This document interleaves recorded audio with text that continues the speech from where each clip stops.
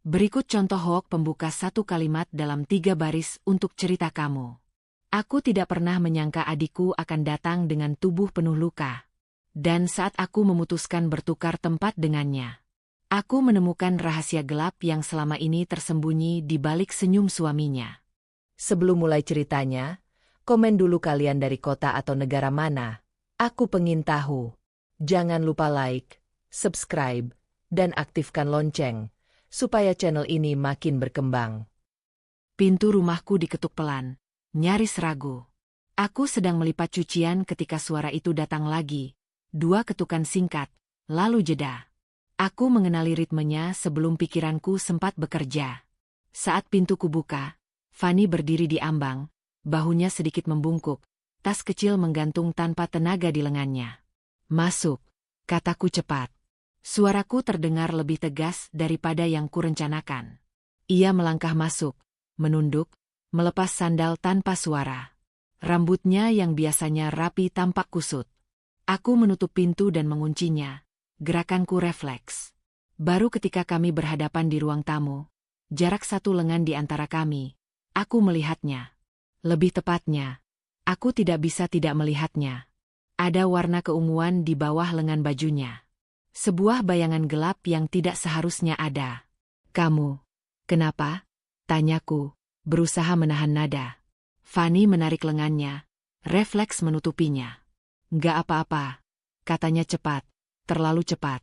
Ia menatap lantai, seolah ada jawaban tertulis di sana yang bisa menyelamatkannya. Aku menelan ludah. Fanny. Ia mengangkat wajahnya. Senyumnya muncul, tipis, kaku, seperti ditempelkan di wajah yang bukan miliknya. Aku cuma kecapean. Aku tidak menanggapi. Aku mengambil segelas air, menaruhnya di meja. Duduk. Ia menurut, duduk di ujung sofa. Tangannya gemetar saat meraih gelas. Airnya beriak kecil. Tangannya yang lain menarik lengan baju lebih panjang, menutupi sesuatu yang ingin kusebut tapi tak berani. Kapan kamu sampai? Tanyaku, memilih pertanyaan aman. Baru. Jawabnya. Tadi. Kata-katanya pendek, berhenti sebelum sempat bernapas. Aku duduk di depannya, lutut kami sejajar. Aku ingin meraih tangannya, tapi menahan diri. Ada jarak yang tidak kasat mata di antara kami. Jarak yang baru. Kamu kelihatan kurus, kataku. Ia mengangkat bahu. Mungkin. Aku memandang wajahnya, mata yang dulu selalu cerah kini seperti tertutup kabut. Ada lingkaran gelap di bawahnya. Saat ia menggeser rambut dari dahinya, kilatan lain muncul di dekat pergelangan tangannya. Lebih kecil, tapi jelas. Aku menarik napas panjang. Boleh aku lihat? Tanyaku, suara rendah. Fanny menggeleng. Nanti. Nanti kapan? Ia terdiam. Detik-detik berjalan, dan ruang tamu terasa lebih sempit. Jam dinding berdetak terlalu keras. Aku berdiri, berjalan ke dapur, pura-pura mengambil tisu. Aku butuh bergerak agar pikiranku tidak meledak. Saat kembali, Fanny menatap foto lama di rak. Kami berdua, rambut dikuncir, kaos seragam, tersenyum lebar. Aku berdiri di sampingnya. Kamu ingat hari itu? Tanyaku. Ia mengangguk pelan. Kita hujan-hujanan. Kita pulang dengan sepatu basah, kataku. Dimarahi ibu. Senyumnya muncul sekilas, lalu menghilang. Iya. Aku meletakkan tisu di mejanya. Kalau jatuh, biasanya kamu cerita. Kalau terbentur, kamu marah-marah. Ini bukan kamu. Ia meneguk airnya sampai habis, meletakkan gelas dengan bunyi kecil. Aku baik-baik saja. Kamu di sini tanpa kabar, kataku. Kamu datang dengan luka yang kamu sembunyikan. Dan kamu bilang baik-baik saja. Ia menatapku, mata berkaca. Aku cuma mau istirahat. Aku mengangguk, mengalah untuk sementara. Kamar tamu siap. Ia berdiri, lalu berhenti. Vina. Iya. Jangan tanya dulu. Aku menatap punggungnya saat ia berjalan ke kamar. Pintu tertutup perlahan. Aku berdiri lama, mendengarkan keheningan. Ada sesuatu yang tertinggal di udara, bau obat, mungkin, atau hanya imajinasiku yang terlalu tajam. Aku membersihkan dapur tanpa tujuan. Piring sudah bersih, meja sudah rapi, tapi tanganku terus bergerak. Pikiranku memutar ulang potongan-potongan kecil, lengan yang ditarik, senyum yang tidak sampai mata, jawaban yang terlalu singkat. Aku mengingat kebiasaan Fanny, cara ia selalu bercerita, cara ia menertawakan hal remeh. Semua itu terasa jauh. Teleponku bergetar di meja. Nama yang muncul membuatku berhenti bernapas sesaat. Aku menatap layar, tidak langsung mengangkat. Getaran berhenti. Layar kembali gelap. Aku meletakkan ponsel terbalik, seolah itu bisa menutup kemungkinan. Beberapa menit kemudian, pintu kamar terbuka sedikit. Fanny berdiri di sana, memeluk bantal. Aku lapar, katanya lirih. Aku buatkan, jawabku cepat. Kami makan dengan tenang, terlalu tenang. Aku memperhatikan caranya memotong makanan. Pelan, hati-hati, seperti takut membuat suara. Ketika sendoknya terjatuh, ia tersentak. Napasnya tercekat sesaat sebelum ia tersenyum lagi. Maaf, katanya. Tidak apa-apa, kataku. Aku mengambil sendok cadangan. Jari kami hampir bersentuhan. Ia menarik tangannya. Aku ingin bertanya 1000 hal. Aku ingin menuntut jawaban. Tapi aku juga melihat ketakutan kecil di geraknya. Dan itu membuatku menahan diri. Setelah makan, ia kembali ke kamar. Aku membereskan meja, lalu berdiri di lorong, menatap pintu tertutup itu. Aku tidak tahu apa yang sebenarnya terjadi. Aku hanya tahu ada sesuatu yang salah. Dan perasaan itu, tajam, dingin, tidak mau pergi. Malam itu, aku mematikan lampu satu persatu, memastikan pintu terkunci, jendela tertutup. Saat berbaring, aku menatap langit-langit, mendengarkan napas rumah yang asing. Di kamar sebelah, ada rahasia yang belum mau keluar. Dan di dadaku, kegelisahan itu menetap, menunggu waktu untuk disebut dengan nama yang tepat. Aku terbangun oleh suara mesin mobil yang berhenti terlalu pelan di depan rumah. Pagi masih menggantung, udara dingin belum sepenuhnya pergi. Aku bangkit sebelum sempat berpikir, menyingkap tirai sedikit. Sebuah mobil hitam terparkir rapi, seperti selalu tahu di mana harus berhenti. Pintu terbuka. Seorang pria turun, kemeja disetrika halus, langkahnya tenang. Fanny muncul di ambang kamarnya. Dia datang, katanya lirih. Kamu nggak harus. Aku akan buka pintu, katanya cepat, lalu melangkah. Ada ketegangan di bahunya yang semalam belum sempat hilang. Aku mengikutinya, menjaga jarak setengah langkah di belakang. Ketukan terdengar, 2 kali, yakin, tidak ragu. Fanny membuka pintu. Senyum itu muncul seketika di wajah pria itu, simetris, tepat, seperti sudah dilatih. Pagi, katanya. Suaranya hangat, bahkan lembut. Aku khawatir. Aku berdiri di samping Fanny. Masuk, kataku, netral. Terima kasih, jawabnya, menatapku sejenak. Tatapan itu cepat, menilai, lalu kembali ke Fanny. Tangannya terulur. Kamu bikin aku panik. Aku cuma butuh istirahat, kata Fanny. Nada suaranya datar. Bagas mengangguk, memahami terlalu cepat. Tentu. Kamu selalu keras pada dirimu sendiri. Ia melangkah masuk, menutup pintu dengan hati-hati, seolah tak ingin mengganggu apapun. Aku bawa sup. Favoritmu. Ia menaruh wadah di meja, rapi. Gerakannya efisien, seperti kebiasaan. Aku memperhatikan caranya berdiri, sedikit di depan Fanny, sedikit menghalangi. Bukan sentuhan, hanya posisi. Kamu kelihatan pucat, katanya, mencondongkan badan. Kurang tidur. Fanny mengangguk. Sedikit. Makanya aku datang, katanya sambil tersenyum lagi. Biar kamu nggak lupa makan. Aku menyilangkan tangan. Kami sudah makan. Ia menoleh padaku, senyum tak berubah. Bagus. Aku lega. Lalu kembali ke Fanny. Kamu tahu aku cuma ingin yang terbaik. Fanny menggeser berat badannya dari satu kaki ke kaki lain. Jarinya meremas ujung bajunya. Aku ingat semalam, cara ia menutup lengannya, cara ia menarik tangan saat hampir bersentuhan. Ingatan itu menyelinap, singkat, seperti duri. Kamu lama nggak mengabariku, kata pria itu, nadanya tetap ringan.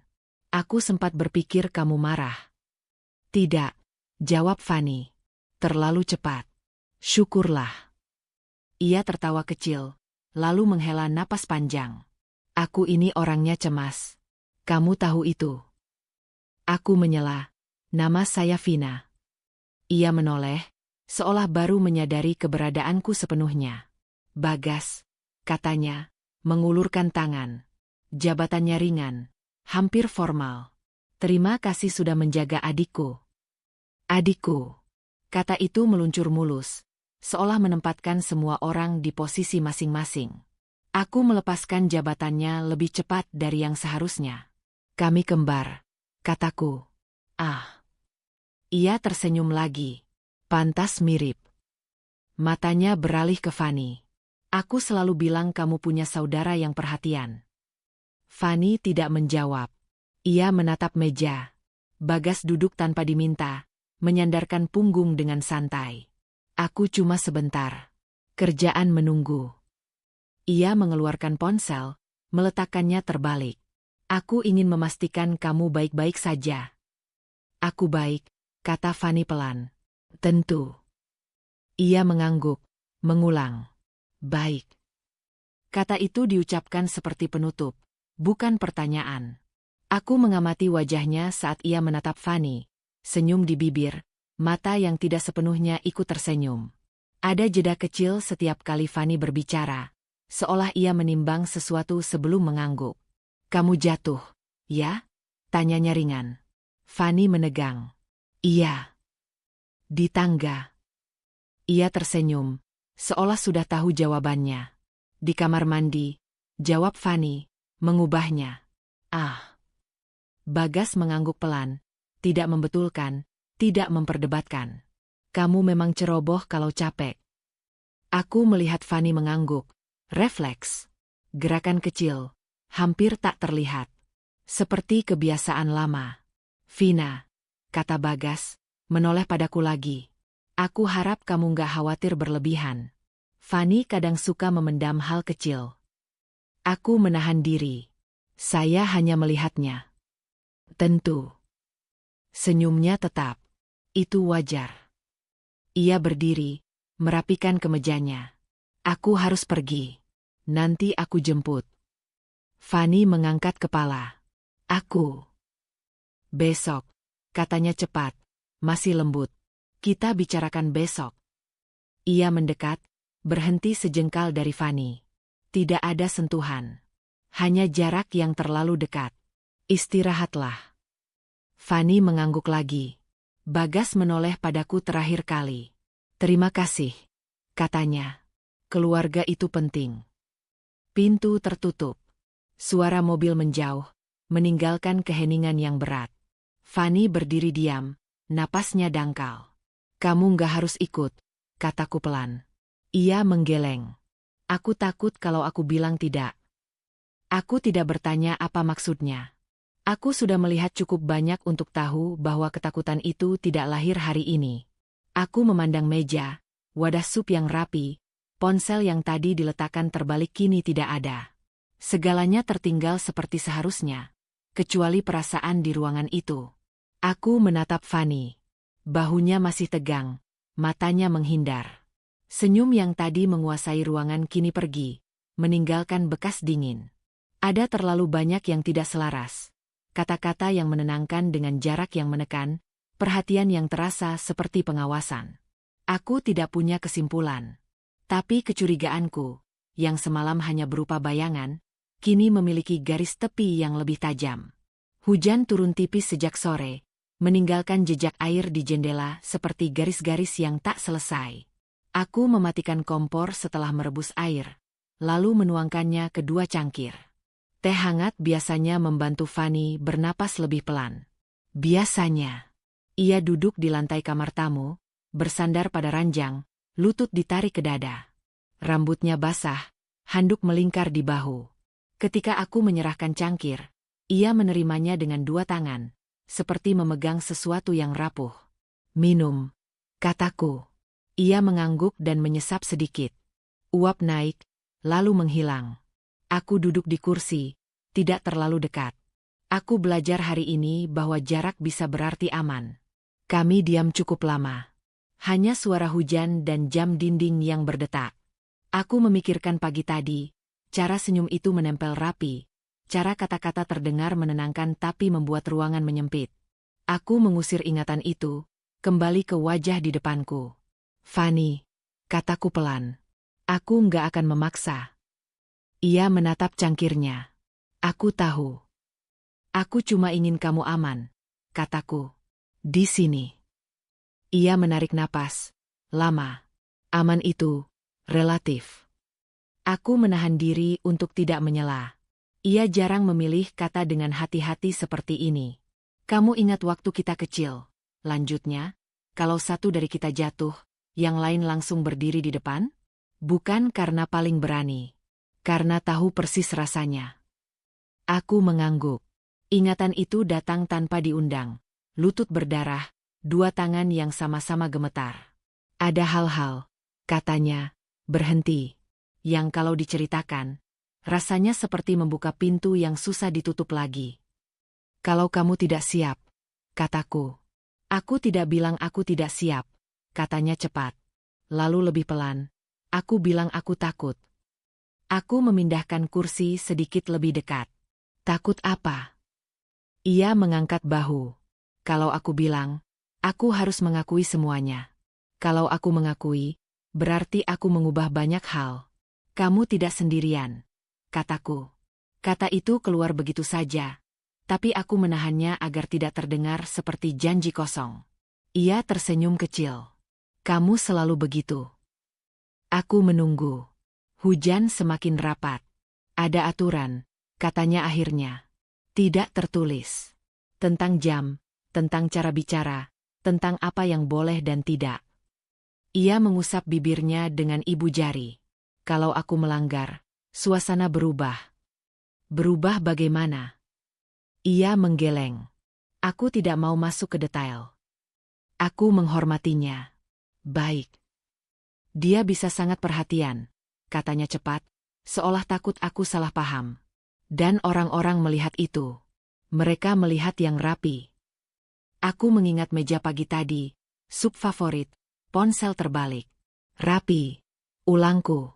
Fanny mengangguk. "Rapi." Kami diam lagi. Aku merasakan dorongan kuat untuk menyusun rencana, untuk melakukan sesuatu yang konkret. Dorongan itu membuatku gelisah. "Aku punya ide," kataku, lalu menahan napas. "Dan ini mungkin terdengar tidak normal." Ia menoleh, matanya sedikit membesar. "Apa?" "Kita bertukar tempat." Kata-kata itu jatuh di antara kami. Berat. Hujan terdengar lebih jelas. "Bertukar." Ia tertawa pendek, tidak yakin. "Maksudmu?" "Maksudku, kamu tinggal di sini," kataku, perlahan, memilih tiap kata. "Aku yang pulang ke sana." Ia menaruh cangkirnya di lantai. "Tidak." "Dengar dulu," kataku cepat. "Aku tidak bilang ini mudah. Aku bilang ini memberi kita waktu." "Waktu untuk apa?" Suaranya naik sedikit. "Untuk bernapas," kataku. "Untuk melihat dari dekat tanpa kamu harus berada di tengahnya." Ia berdiri, mondar-mandir satu langkah. "Itu gila." "Mungkin," kataku jujur. "Tapi kita kembar. Orang tidak akan curiga." "Justru itu," katanya. "Kalau ketahuan." "Risikonya besar," kataku, memotong, mengangguk. "Aku tahu." Ia berhenti di depanku. "Kamu tidak tahu rasanya hidup dengan aturan-aturan itu." "Kamu benar," kataku. "Aku tidak tahu. Itulah masalahnya." Ia menutup wajahnya dengan kedua tangan. Napasnya terputus-putus. Aku tidak menyentuhnya. Aku menunggu sampai ia menurunkan tangan. "Aku takut," katanya. Suara pecah. Takut kalau kamu masuk ke sana dan aku tidak bisa menarikmu keluar. Aku merasakan sesuatu menekan di dada. Aku juga takut, kataku. Takut kalau kamu kembali sebelum siap. Ia menatapku lama. Ada perhitungan di matanya, seperti sedang menimbang beban di dua tangan. Bagaimana kalau aku berubah pikiran? Tanyanya. Kita hentikan, kataku. Tidak ada paksaan. Bagaimana kalau dia curiga? Kita hati-hati, kataku. Kita buat batasan. Tidak lama. Bagaimana kalau aku akan keluar, kataku. Begitu kamu bilang. Ia menghela napas panjang. Kamu selalu ingin menanggung. Dan kamu selalu menahan, kataku lembut. Kami berdiri berhadapan. Aku melihat ketakutan, tapi juga sesuatu yang lain, kelelahan yang ingin berhenti berpura-pura. Ini tidak akan memperbaiki semuanya, katanya. Aku tidak bilang begitu. Ini bisa memperburuk, katanya. Iya. Ia tertawa kecil, pahit. Kamu jujur sekali. Aku tidak ingin kamu merasa sendirian, kataku. Dan aku tidak ingin kamu kembali sebelum siap. Ia memejamkan mata. Saat membukanya, ada keputusan yang belum sempurna, tapi ada. Kita coba, katanya pelan. Sebentar. Aku mengangguk. Tidak ada senyum, tidak ada pelukan. Hanya kesepakatan yang berat. Aku merasakan dingin merayap di punggung, tapi juga kejelasan yang aneh. Keputusan itu tidak terasa benar. Namun terasa perlu. Aku berdiri di depan pintu itu dengan tas kecil di tangan. Kunci dingin menempel di telapak. Di dalam mobil, aku sudah melatih napas. Masuk 4 hitungan, keluar 6. Tapi begitu kakiku menginjak teras, ritmenya buyar. Rumah itu tampak biasa saja. Terlalu biasa. Cat dinding bersih, tanaman tersusun rapi, tidak ada yang berteriak bahaya. Justru itu yang membuat dadaku menyempit. Kunci berputar. Pintu terbuka tanpa bunyi. Aku melangkah masuk. Aku pulang, kataku, suara datar, nada yang sudah kupelajari dari Fanny. Bagas muncul dari ruang tengah. Senyum yang sama, rapi, menempel di wajahnya. Cepat sekali, katanya. Aku kira kamu akan lebih lama. Aku meletakkan tas di tempat yang sama seperti terakhir kali. Aku memperhatikan kemarin. Macet, jawabku singkat. Ia mendekat. Berhenti sejengkal dariku. Tidak menyentuh. Tatapannya turun, menilai. Kamu ganti parfum. Aku menelan ludah. Habis. Ia mengangguk, seolah mencatat. Lain kali bilang. Aku tidak suka kejutan kecil. Aku mengangguk. Satu aturan tak tertulis. Dicatat. Sepatumu, katanya sambil menunjuk rak. Jangan di situ. Aku memindahkannya setengah langkah ke kanan. Di sini. Lebih lurus, katanya lembut. Aku membetulkannya lagi. Ia tersenyum puas, lalu berbalik. Aku menyusul, menjaga jarak. Ruang tamu terasa lebih sempit dari kemarin. Aku duduk di ujung sofa, posisi yang sama seperti yang kulihat Fanny lakukan. Lutut rapat, tangan di pangkuan. Kamu lapar? Tanyanya. Sudah makan, kataku. Ia berhenti di dapur. Jam segini. Sedikit.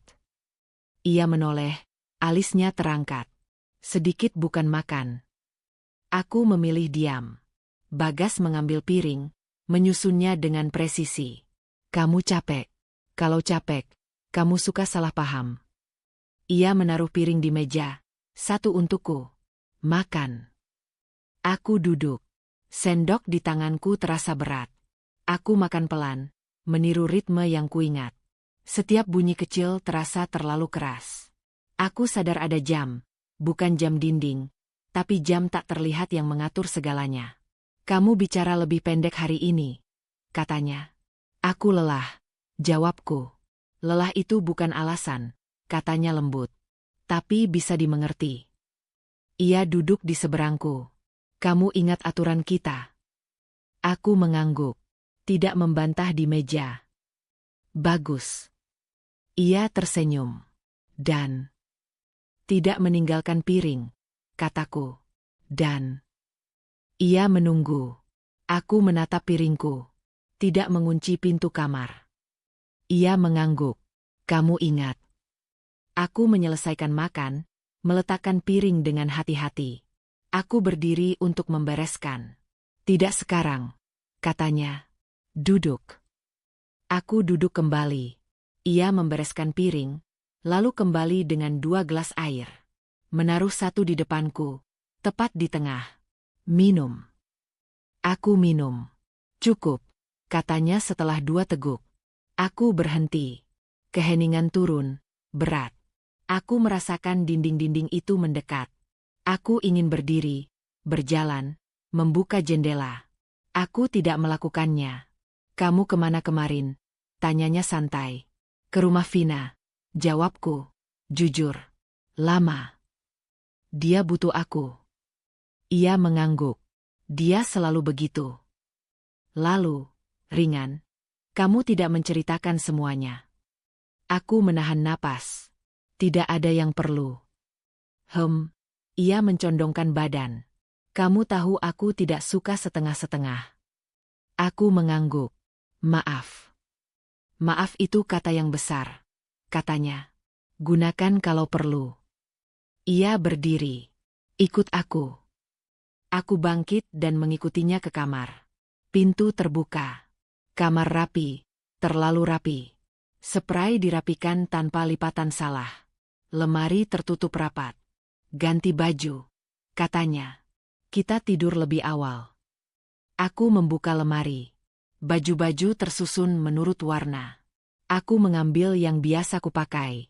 Saat aku berbalik, ia berdiri di pintu. Itu bukan yang kanan, katanya. Aku berhenti. Yang ini. Bukan. Ia menunjuk rak atas. Yang itu. Aku mengambilnya. Baik. Aku ke kamar mandi. Pintu tidak terkunci. Aku ingat aturannya. Aku berganti cepat, menghindari cermin. Ketika keluar, ia menunggu di tepi ranjang. Kamu kelihatan berbeda, katanya. Aku menunduk. Mungkin karena capek. Mungkin, katanya. Atau kamu belajar sesuatu yang tidak perlu. Aku duduk di sisi ranjang. Jarak di antara kami terasa seperti jurang. Lampu dipadamkan, hanya lampu kecil menyala. Besok kita atur ulang, katanya pelan. Rutinitasmu berantakan. Baik, kataku. Ia berdiri, mematikan lampu kecil. Gelap menyelimuti. Aku mendengar langkahnya menjauh, lalu berhenti. Ada bunyi kecil. Klik. Aku menegakkan badan. Kamu mengunci pintu. Tidak, katanya dari balik gelap. Aku memindahkan kuncinya. Jantungku berdegup. Untuk apa? Supaya kamu tidak lupa, katanya tenang. Kunci itu membuatmu gelisah. Langkahnya pergi.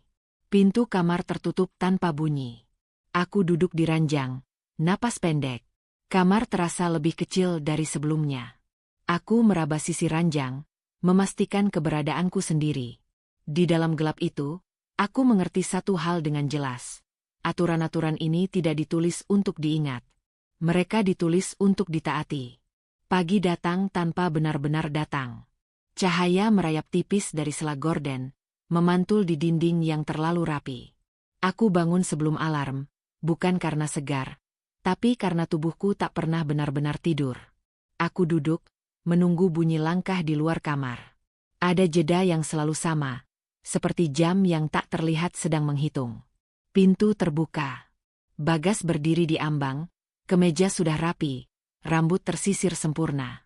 Kamu bangun telat, katanya. Aku melirik jam. 5 menit. 5 menit itu telat, katanya. Nada datar. Ia melangkah masuk tanpa diminta, meraih gorden dan menariknya sedikit. Cahaya pagi bagus untuk kebiasaan. Aku mengangguk. Aku ke dapur. Setelah cuci muka, katanya cepat. Jangan lompat-lompat.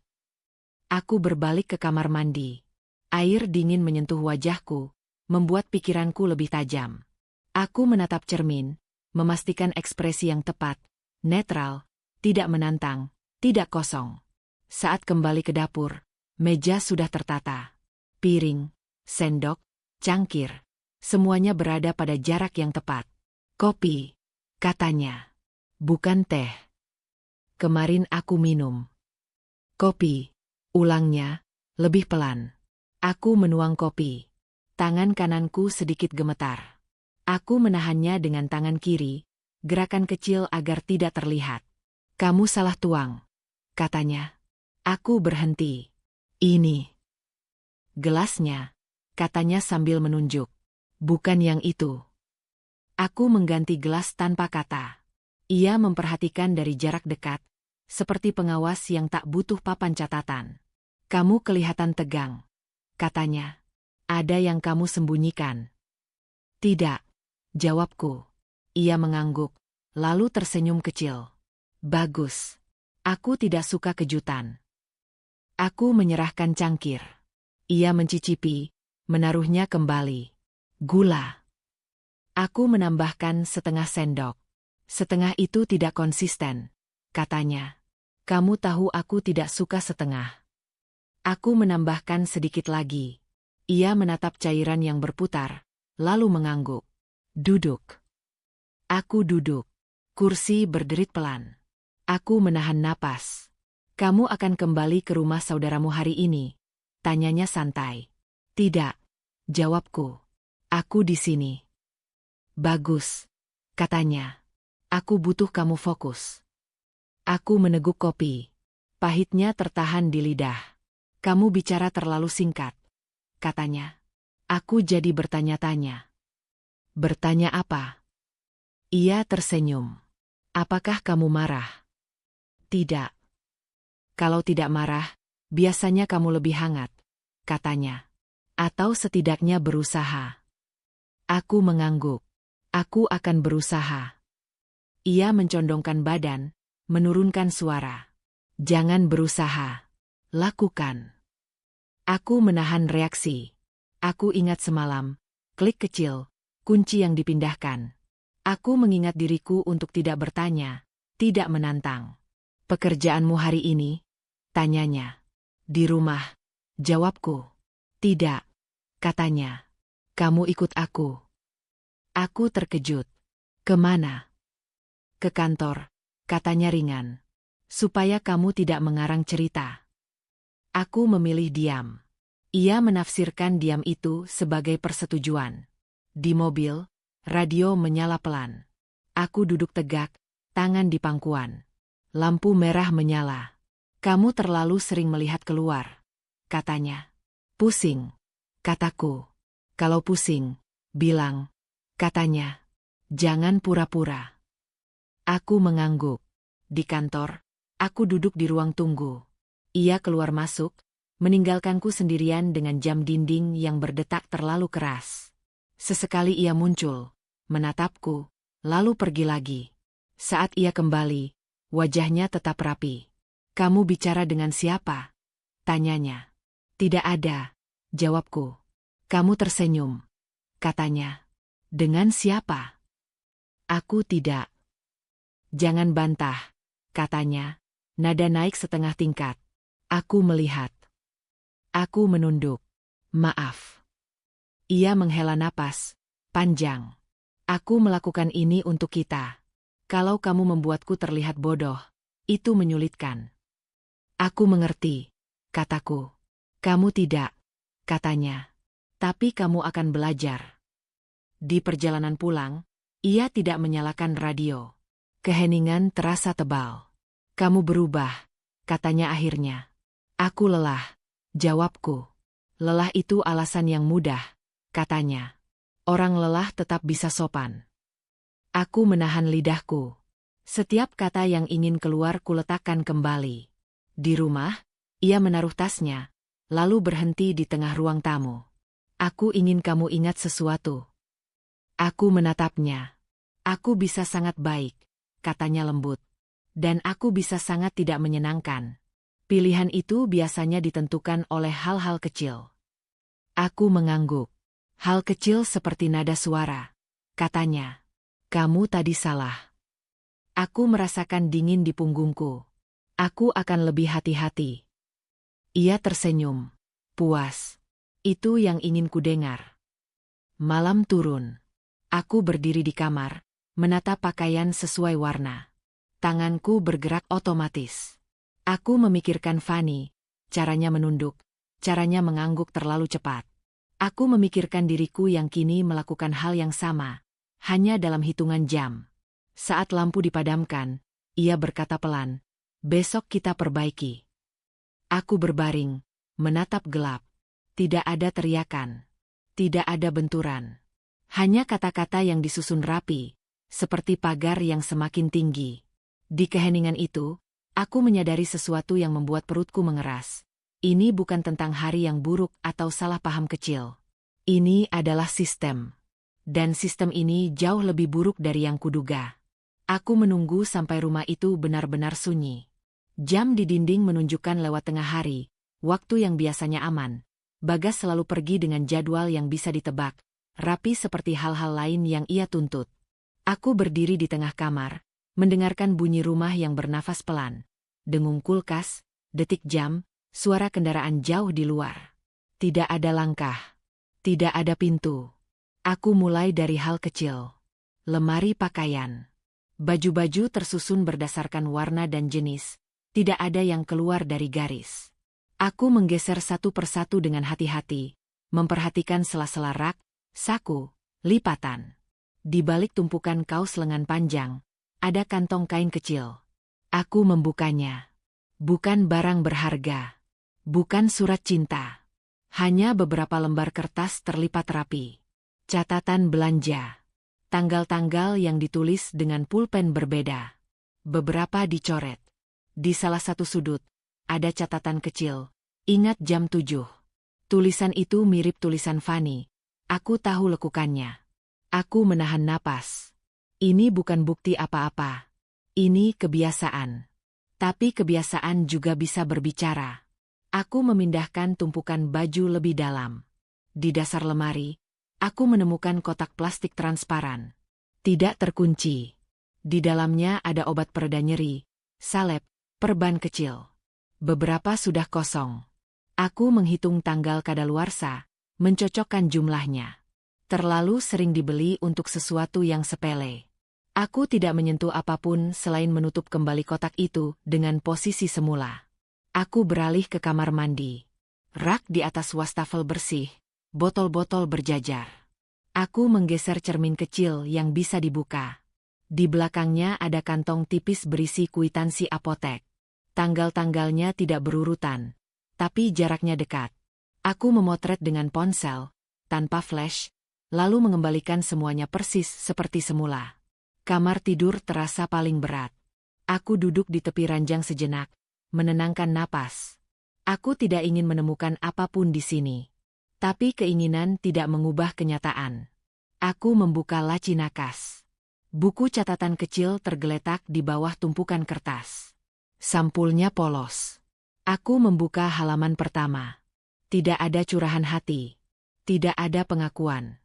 Hanya jadwal, jam bangun, jam makan, jam tidur. Di beberapa halaman, ada tanda kecil di pinggir, seperti penanda. Aku membalik halaman-halaman itu. Di bagian belakang, satu halaman terlipat.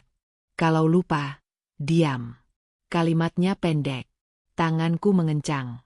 Aku menutup buku itu perlahan, meletakkannya kembali. Aku memotret halaman yang terlipat, memastikan sudutnya kembali sama. Aku tidak berhenti di situ. Aku bergerak ke ruang tamu. Rak dokumen berada di sudut, map-map berlabel rapi. Aku membuka satu persatu. Tagihan, polis, dokumen kendaraan. Di sela map biru, ada amplop tanpa label. Di dalamnya, hasil pemeriksaan kesehatan, bukan yang besar, bukan yang dramatis. Hanya catatan kunjungan berulang. Dokter yang sama. Aku mencatat nama dan tanggalnya di ponsel, lalu menutup amplop itu. Aku berdiri, menatap ruangan. Tidak ada kekacauan.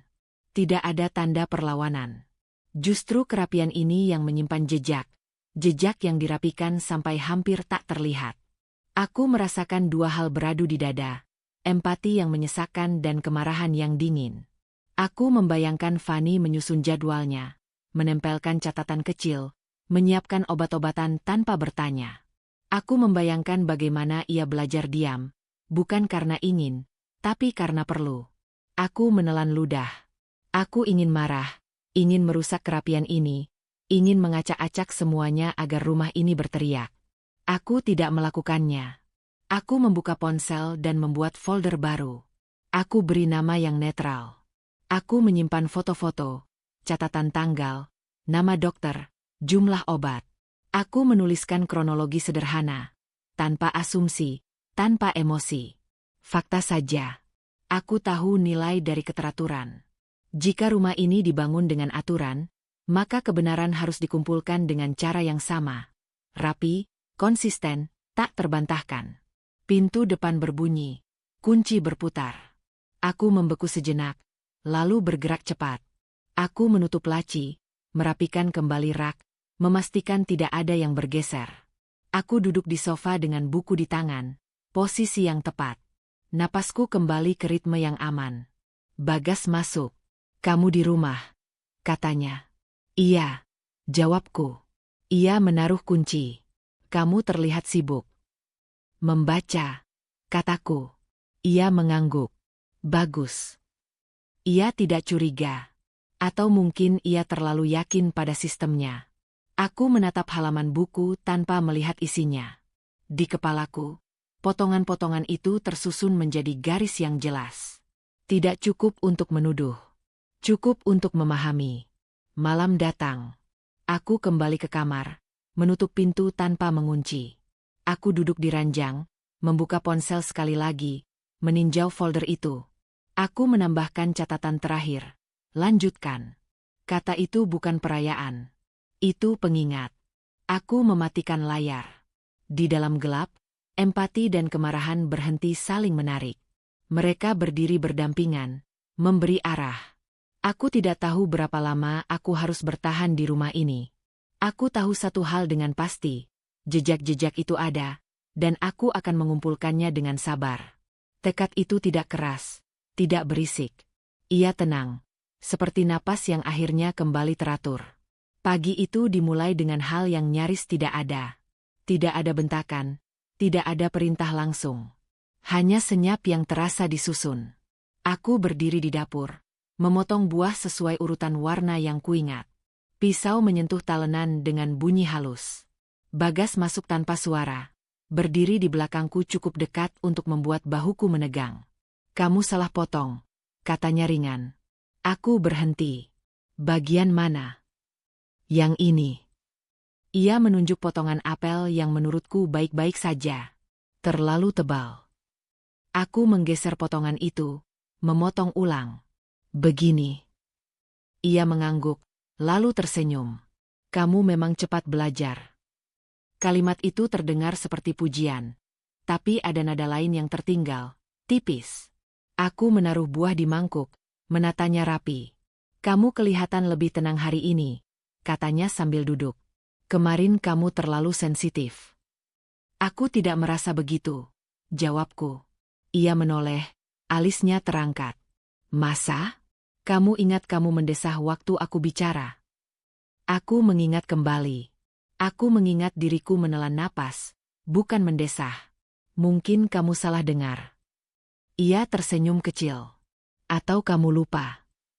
Kata itu jatuh pelan, tapi tepat. Aku memilih diam.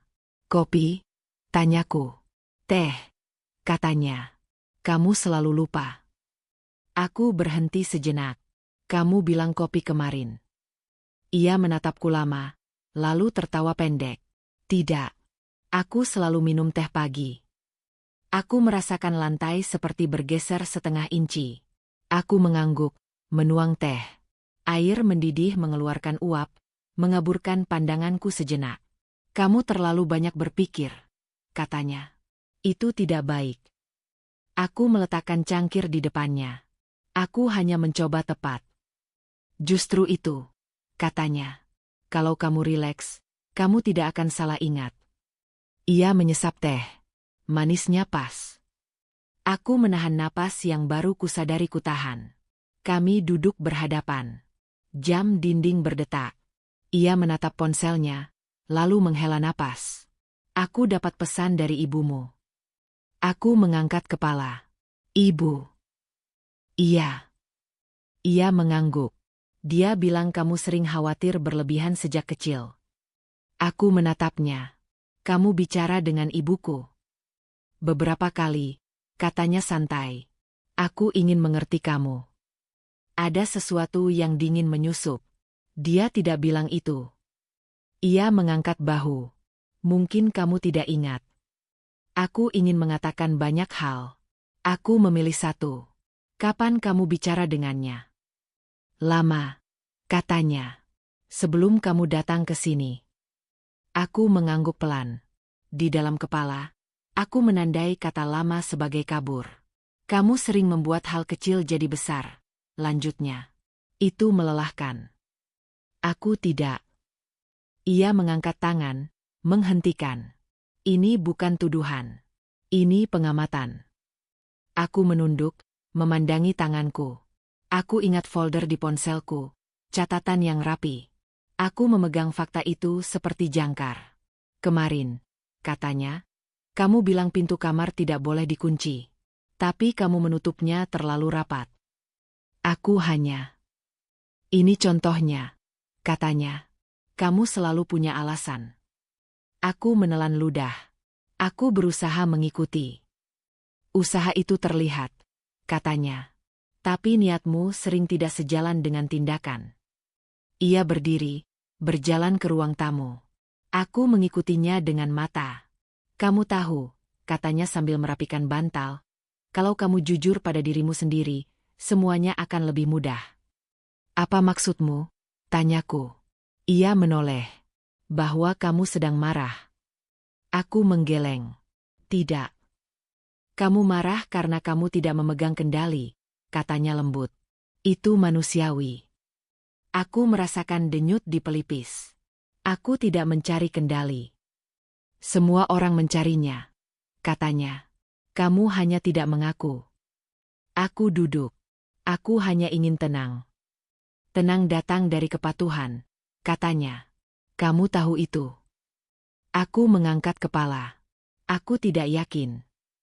Ia mendekat, berhenti di depanku. Lihat aku, katanya. Aku menatapnya. Kamu aman di sini, katanya. Selama kamu tidak melawan hal-hal kecil. Hal kecil seperti apa? Tanyaku. Seperti nada, katanya. Seperti tatapan. Seperti mengingat sesuatu dengan caramu sendiri. Aku menarik napas. Mengapa caraku salah? Ia tersenyum, hampir sedih. Karena caramu membuatmu gelisah. Aku terdiam. Ada bagian kecil dalam diriku yang ingin setuju, hanya agar percakapan ini berhenti. Coba ingat, katanya. Kemarin kamu bilang kamu tidak menyentuh laci. Tapi aku menemukan lacinya tidak sejajar. Aku membeku. Aku tidak. Tenang, katanya cepat. Aku tidak menyalahkan. Kamu menyalahkan, kataku. Suara hampir tak terdengar. Ia menggeleng. Aku membantu. Aku menatap lantai.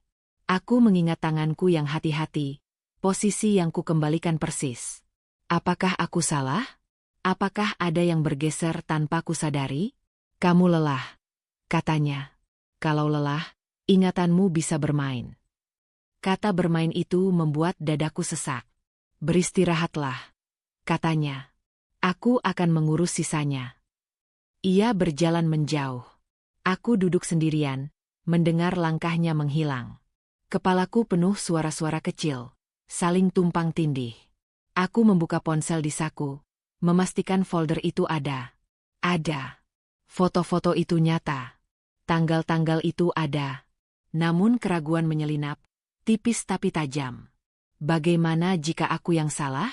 Bagaimana jika aku terlalu menafsirkan? Aku menutup mata, menarik napas, mencoba menahan gelombang itu.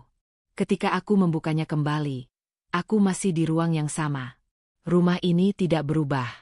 Tapi sesuatu di dalam diriku bergeser sedikit. Cukup untuk membuat langkahku terasa kurang pasti. Aku tahu ada yang berubah dari cara ia menutup pintu pagi itu. Tidak dibanting, tidak juga dibiarkan terbuka. Terlalu hati-hati, seolah bunyi sekecil apapun bisa memicu sesuatu di dalam dirinya. Kamu bangun lebih lambat, kata Bagas tanpa menoleh. Aku berdiri di ambang dapur. Aku terbangun beberapa kali malam tadi. Ia mengangguk, lalu menaruh kunci di mangkuk kecil. Kunci itu selalu diletakkan di sana. Hari ini, ia menggesernya sedikit ke tengah meja. Gerakan kecil, tapi sengaja. Karena mimpi, lanjutku, memilih aman. Mimpi tentang apa? Tanyanya cepat. Tidak jelas. Aku membuka kulkas. Potongan buah masih ada. Kamu lupa menutup rapat, katanya. Aku berhenti. Aku yakin. Yakinmu sering keliru, potongnya. Nadanya lebih keras dari biasanya, lalu kembali halus. Bukan salahmu. Aku menutup kulkas pelan. Aku akan lebih hati-hati. Ia menatapku. Lama. Itu yang selalu kamu katakan. Aku menyiapkan sarapan tanpa bertanya. Ia memperhatikan, berdiri terlalu dekat. Ketika aku menggeser piring, tanganku menyentuh lengannya. Ia menarik tangan secepat kilat. Jangan, katanya tajam. Aku mundur setengah langkah. Maaf. Ia mengusap wajah, menarik napas. Kamu tidak peka hari ini. Aku menelan kata-kata yang ingin keluar. Aku tahu pola itu. Dorong, tarik, buat aku meminta maaf, lalu katakan aku diselamatkan. Kita perlu bicara, katanya akhirnya. Sekarang? Tanyaku. Kalau tidak sekarang, kamu akan lupa, katanya. Duduk. Aku duduk di kursi yang sama. Ia berdiri, menyilangkan tangan. Kamu menulis lagi, katanya. Jantungku jatuh. Menulis apa? Catatan, katanya. Di ponsel. Aku menatap meja. Aku hanya mencatat belanja. Ia tertawa singkat. Lucu. Apa maksudmu? Tanyaku. Kamu menulis jam, katanya. Kamu menulis tanggal. Kamu menulis hal-hal kecil seolah itu bukti. Aku mengangkat kepala. Aku tidak. Jangan, katanya, lebih keras. Aku tahu. Bagaimana? Pertanyaan itu keluar sebelum sempat kutahan. Ia tersenyum, lalu berhenti. Senyum itu retak di sudut bibirnya. Aku peduli. Itu bukan jawaban. Ia mendekat. Kamu selalu butuh jawaban. Karena kamu menuduh. Menuduh apa? Katanya. Aku hanya mengamati. Aku berdiri. Aku berhak mencatat. Berhak. Ia tertawa lagi, kali ini tanpa humor. Kata itu tidak cocok denganmu. Aku merasakan lantai mengeras di telapak kaki. Kenapa tidak cocok? Karena kamu sering salah paham, katanya. Dan catatanmu membuatmu semakin salah. Aku menghela napas. Aku ingin merasa aman. Kamu aman, katanya cepat. Selama kamu tidak membuat cerita sendiri. Aku tidak membuat cerita. Lalu apa ini? Ia mengeluarkan ponsel dari sakunya. Ponselku. Aku terpaku. Itu milikku. Kamu meninggalkannya di meja, katanya. Terbuka. Terbuka bukan berarti boleh dibaca. Ia mencondongkan badan. Kalau tidak ada yang disembunyikan, kenapa takut? Aku ingin meraih ponsel itu, tapi tanganku tetap di sisi tubuh. Kembalikan. Ia menahan ponsel lebih tinggi. Kamu mencatat aku mengubah posisi kunci. Aku menahan wajahku agar tetap datar. Itu hal kecil. Bagi orang yang waras, iya, katanya.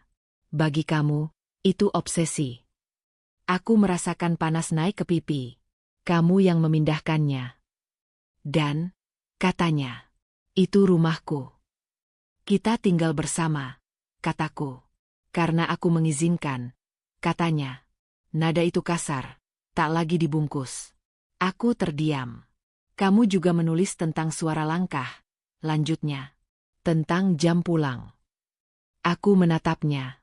Kamu membaca semuanya. Ia tersenyum, tapi mata itu tidak ikut tersenyum. Aku perlu tahu apa yang kamu pikirkan. Itu pelanggaran, kataku. Pelanggaran terjadi ketika ada niat jahat, katanya. Aku melindungimu. Dari apa? Tanyaku.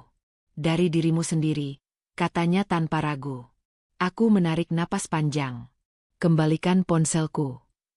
Ia menatap layar. Menarik, katanya. Kamu menulis bahwa aku bilang teh, bukan kopi. Aku mengangkat kepala. Karena itu yang kamu katakan. Tidak, katanya. Kamu yang mengingatnya salah. Kamu bilang teh, ulangku. Ia mendekat lagi, suaranya rendah. Kamu mulai berani. Aku hanya mengingat, kataku. Ingatanmu tidak bisa dipercaya, katanya. Buktinya kamu menulis seolah aku ancaman. Aku menggeleng. Aku tidak menulis itu. Ia mengetuk layar. Kata, tekanan, ada. Aku terdiam. Kata itu memang ada. Kamu lihat, katanya. Kamu membesar-besarkan. Aku merasakan sesuatu runtuh. Bukan marah, bukan takut, kejelasan yang pahit. Kamu tidak menyangkal membaca. Ia berhenti. Untuk pertama kalinya, ia tidak segera menjawab. Aku bertanya, kataku. Kamu tidak menyangkal. Wajahnya mengeras. Aku berhak tahu. Itu kesalahan, kataku pelan. Ia tersenyum tipis, lalu ponsel itu diletakkan di meja. Layar masih menyala. Kesalahanmu adalah menulis. Aku menatap layar itu. Ada baris yang tidak seharusnya ia tahu. Ada jam yang kusebutkan dengan tepat. Kamu tahu jam itu, kataku. Ia menoleh. Apa? Jam ketika kamu pulang malam, kataku. Kamu tahu karena kamu membacanya. Ia terdiam lagi. Detik berjalan. Topeng itu retak. Jelas sekarang. Aku pulang tepat waktu, katanya akhirnya. Kemarin kamu bilang lembur. Kataku. Kamu yang salah dengar. Katanya cepat. Tidak, kataku. Kamu baru saja membuktikan kamu membaca catatanku. Dan sekarang kamu menyangkalnya. Ia membuka mulut, menutupnya. Wajahnya memerah. Kesalahan itu kecil di mata orang lain. Bagiku, itu fatal. Karena untuk pertama kalinya, kebohongannya berdiri tanpa penyangga, dan aku melihat celah yang nyata. Aku terbangun oleh suara yang tidak ada. Itu yang paling melelahkan. Tubuhku bereaksi lebih dulu sebelum pikiranku sempat mengejar. Jantungku berdebar, telapak tanganku basah, napasku pendek. Butuh beberapa detik untuk mengingat bahwa aku tidak berada di rumah itu. Bahwa pintu di hadapanku tidak akan dibuka tanpa peringatan. Bahwa pagi ini tidak dimulai dengan aturan. Aku duduk, memeluk lutut. Ruangan ini sederhana. Terlalu sederhana sampai terasa kosong. Dindingnya pucat, jendela tertutup tirai tipis. Aku memilih tempat ini karena tidak ada apa-apa di dalamnya yang mengingatkanku pada suara langkah tertentu, atau posisi benda yang harus selalu sama. Tempat aman, kata Vina. Aku mengangguk saat itu, tapi kata aman terasa seperti konsep yang belum sepenuhnya kupahami. Aku bangkit, berjalan pelan ke jendela. Cahaya pagi menyusup, tipis. Aku membuka tirai sedikit, cukup untuk melihat langit. Tidak ada yang mengawasi. Tidak ada mata yang menghitung gerakku. Aku menutup tirai kembali. Masih belum siap untuk dunia luar. Aku membuat teh. Tanganku bergetar saat menuang air panas.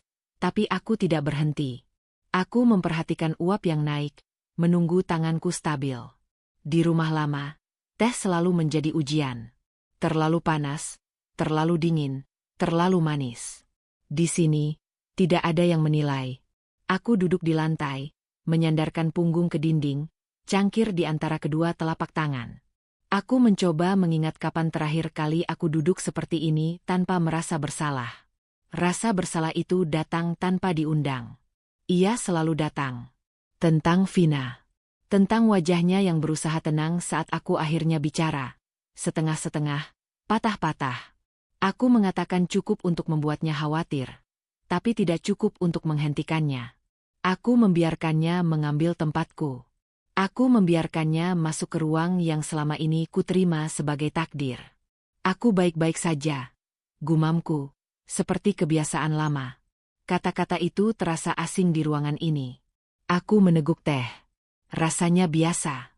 Tidak ada yang salah, tidak ada yang perlu diperbaiki. Kesederhanaan itu membuat mataku panas. Aku menutupnya, membiarkan air mata datang tanpa suara. Aku tidak tahu berapa lama aku menangis. Di rumah lama, menangis harus cepat, harus sunyi, harus selesai sebelum ada yang bertanya kenapa dengan nada yang menyalahkan. Di sini, tidak ada pertanyaan. Aku bangkit lagi, kali ini lebih mantap. Aku berjalan ke meja kecil, membuka tas. Di dalamnya ada pakaian seadanya, dompet, dan ponsel yang lama kusimpan mati. Aku menatap ponsel itu. Menghidupkannya terasa seperti mengundang dunia masuk, dan dunia seringkali tidak ramah. Tapi aku tahu Vina akan menunggu kabar. Ia selalu menunggu. Aku menyalakan ponsel. Layar menyala, sunyi.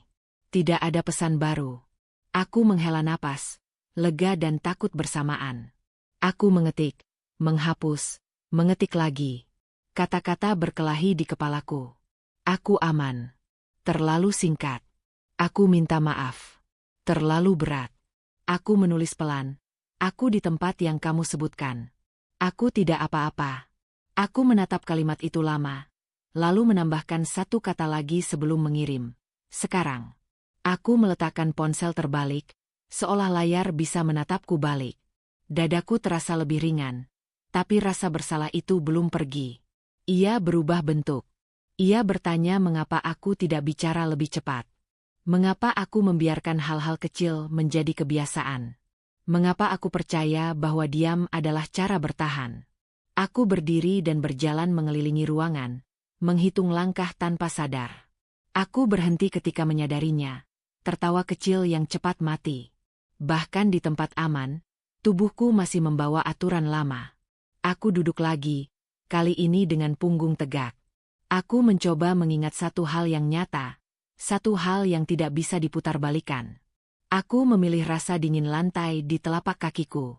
Aku memilih suara napasku sendiri. Aku memilih detak jam di dinding yang tidak mengatur hidupku. Aku berpikir tentang Vina. Tentang caranya mendengarkan tanpa memotong. Tentang matanya yang menahan marah demi aku. Rasa bersalah itu berubah menjadi sesuatu yang lain. Tekad yang masih rapuh, tapi ada. Aku tidak ingin keberaniannya menjadi sia-sia. Aku tidak ingin terus menjadi bayangan dari diriku sendiri. Aku mengambil buku catatan kosong dari tas. Aku membukanya, menatap halaman putih. Di rumah lama, menulis berarti berbahaya. Di sini, mungkin menulis bisa menjadi pegangan. Tanganku ragu, lalu bergerak. Aku tidak menulis cerita. Aku menulis satu kalimat. Aku berhak merasa takut tanpa dianggap lemah. Aku menutup buku itu cepat, seolah takut seseorang membacanya, lalu menyadari tidak ada siapa-siapa. Aku membukanya lagi. Aku menulis satu kalimat lagi. Aku tidak gila. Kata-kata itu sederhana, hampir memalukan. Tapi saat kubaca ulang, dadaku mengembang. Ada keberanian kecil di sana, bukan teriak, bukan perlawanan besar. Hanya pengakuan pada diri sendiri. Ponselku bergetar. Pesan masuk. Aku membacanya tanpa menahan napas kali ini. Aku tidak membalas segera. Aku meletakkan ponsel di samping buku catatan, berdampingan. Untuk pertama kalinya setelah lama, aku memilih diam bukan karena takut, tapi karena aku sedang mengumpulkan suaraku sendiri. Ia pulang lebih awal dari biasanya. Aku tahu karena bunyi kunci tidak mengikuti jam yang telah kuingat. Pintu dibuka pelan, ditutup tanpa jeda.